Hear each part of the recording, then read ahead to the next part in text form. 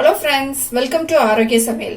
நம்ம இன்னைக்கு வந்து நல்ல கிறிஸ்பியான ஒரு ஈவினிங் ஸ்நாக்ஸ் தான் பண்ண போறோம். வாங்க எப்படி செய்யலாம்னு பார்க்கலாம். மிக்சிங் பவுல் எடுத்துக்கலாம். இதுல வந்து 1 கப் அளவுக்கு கடலை மாவு எடுத்து வச்சிருக்கேன். இதை வந்து நம்ம இதுல போட்டுக்கலாம். 1/2 கப் அளவுக்கு அரிசி மாவு எடுத்திருக்கேன். இதையும் நம்ம இது கூட போட்டுக்கலாம். ஒரு பச்சை மிளகா வந்து பொடியா கட் பண்ணி வச்சிருக்கேன். அதையும் நம்ம இது கூட சேர்த்துடலாம். கொஞ்சமா கருவேப்பிலை போட்டுக்கலாம். ஒரு பெரிய வெங்காயம் வந்து நல்ல நீள நீளமா கட் பண்ணி வச்சிருக்கேன். இதையும் நம்ம இது கூட போட்டுக்கலாம். 1/2 டீஸ்பூன் அளவுக்கு சோம்பு எடுத்திருக்கேன். இதே நம்ம இது கூட போட்டுக்கலாம். 1/2 டீஸ்பூன் அளவுக்கு காஷ்மீரி மிளகாத்தூள் எடுத்திருக்கேன். இதே நம்ம இது கூட போட்டுக்கலாம். நம்ம பச்சை மிளகா வந்து சேர்த்திருக்கோம், அதனால காரம் வந்து எவ்வளவு தேவையோ அவ்வளவு சேர்த்துக்கோங்க. கொஞ்சமா பெருங்காயத்தூள் போட்டுக்கலாம். தேவையான அளவு உப்பு சேர்த்துடலாம்.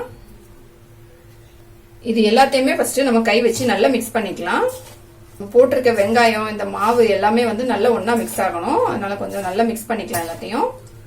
எல்லாத்தையும் வந்து நல்லா மிக்ஸ் பண்ணி எடுத்துக்கிட்டேன். 1 கப் அளவுக்கு முருங்கைக்கீரை வந்து நல்லா கிளீன் பண்ணி எடுத்து வச்சிருக்கேன். இதையும் நம்ம இது கூட போட்டுக்கலாம். முருங்கைக்கீரை போட்டுட்டு நம்ம மறுபடியும் மிக்ஸ் பண்ணிக்கலாம். நல்லா முருங்கைக்கீரை போட்டு நல்லா மிக்ஸ் பண்ணிக்கிட்டேன். இப்போ வந்து நமக்கு மாவு வந்து நல்ல உதிரி உதிரியா இருக்கு. இது வந்து நமக்கு வந்து வடை மாவு பதத்துக்கு வேணும். அதனால தண்ணி சேர்த்துட்டு நம்ம வந்து மிக்ஸ் பண்ணிக்கலாம். தண்ணி எந்த அளவுக்கு தேவையோ அந்த அளவுக்கு கொஞ்சம் கொஞ்சமா ஊத்தி நம்ம மிக்ஸ் பண்ணிக்கலாம்.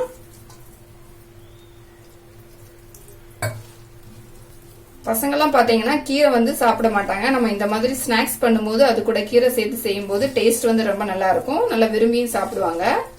இப்ப தண்ணி ஊத்தி மாவு வந்து நல்லா மிக்ஸ் பண்ணிக்கிட்டேன். மாவு பாத்தீங்கன்னா நமக்கு இந்த அளவுக்கு உருண்டை பிடிக்கிற அளவுக்கு இருக்கணும்.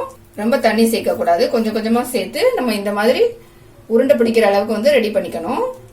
இப்ப நமக்கு வந்து மாவு வந்து ரெடி ஆயிடுச்சு. ஸ்டவ் ஆன் பண்ணிட்டு கடாயில வந்து எண்ணெய் ஊத்தி வச்சிருக்கேன். எண்ணெய் வந்து நல்லா சூடாயிடுச்சு. இப்ப நம்ம ரெடி பண்ணி வச்சிருந்த மிக்ஸ்ல இருந்து கொஞ்சமா எடுத்துக்கலாம். எடுத்துட்டு இந்த மாதிரி நம்ம வந்து உருண்டையா ரெடி பண்ணிக்கலாம். மாவு இந்த மாதிரி உருட்டி எடுத்துக்கலாம். எடுத்துட்டு நம்ம ஆயில போட்டு ஃப்ரை பண்ணிக்கலாம்.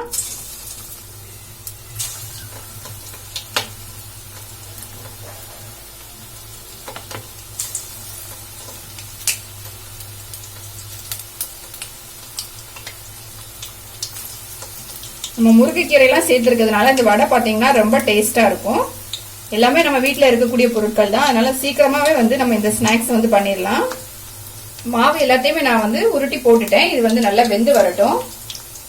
2 பக்கமும் பாத்தீங்கன்னா நல்லா வந்து பிரவுன் கலர் ஆகி வரணும். இந்த கீரை எல்லாம் நல்லா வெந்து முருகி வரணும். அந்த அளவுக்கு வந்து நம்ம ஃப்ரை பண்ணி எடுத்துக்கலாம். இல்ல இது வந்து இன்னொரு பக்கம் நம்ம வந்து திருப்பி போட்டுக்கலாம்.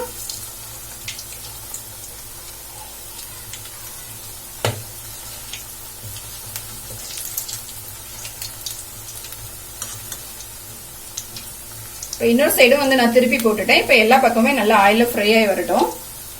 எல்லா சைடுமே ஆயில் நல்லா ஃப்ரை ஆயிடுச்சு. நம்ம எடுத்துடலாம். நம்மளோட ஸ்நாக்ஸ் வந்து இப்ப ரெடி ஆயிடுச்சு.